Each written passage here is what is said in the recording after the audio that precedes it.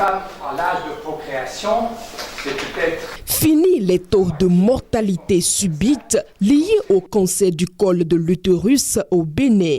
Grâce à une formation démarrée ce mercredi 20 novembre 2024 à la clinique universitaire de gynécologie et d'obstétrique CUGO du Centre national hospitalier et universitaire Hubert Kutukumaga de Cotonou, la Fondation suisse médicale Initiative met à la disposition des prestataires de soins une méthode révolutionnaire appelée 3T, permettant de sauver des vies en une journée. Ce qui nous caractérise malheureusement dans nos pays, c'est le diagnostic tardif. Et je crois qu'un tel projet qui met l'accent sur le dépistage est à saluer, parce que ce que nous souhaiterions, c'est vraiment que nous puissions recevoir les femmes à des stades où nous pouvons les guérir. Nous sommes tellement fiers de tous ces efforts collectifs que nous avions faits, à la fois les partenaires, les experts qui sont présents dans la salle et qui nous accompagnent au quotidien.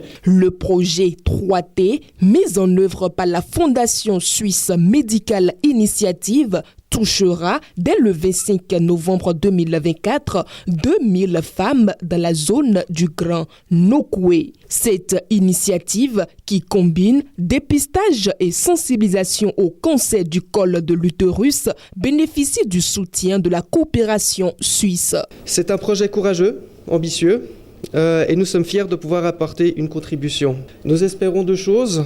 Tout d'abord que ce projet aura un impact concret auprès de la population ciblée pour le dépistage du col de l'utérus selon la méthode appliquée. Et nous espérons aussi que ce projet pilote connaîtra le succès escompté. Pendant ces 2 jours de formation, la stratégie 3T, largement utilisée à l'international pour tester, trier et traiter le cancer du col de l'utérus, a été enseignée à un groupe de sages-femmes et de gynécologues.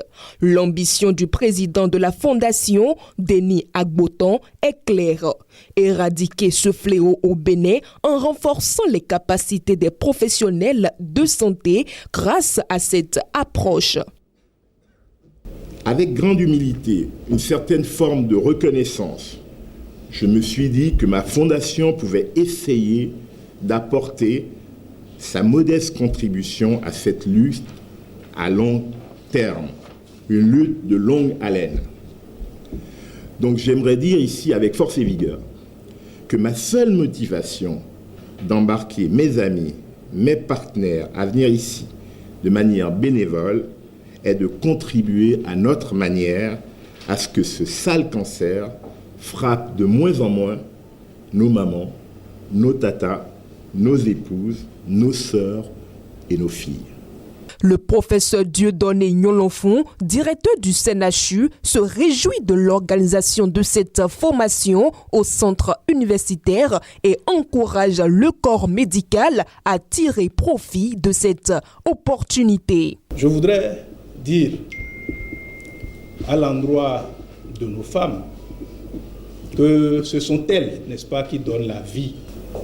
Et utiliser cette méthode a nécessité beaucoup de moyens sur lesquels ils n'ont pas du tout lésiné pour que ceci soit une réalité aujourd'hui. Je voudrais bénéficier de votre accompagnement pour que les femmes qui seront vues soient accueillies comme il se doit.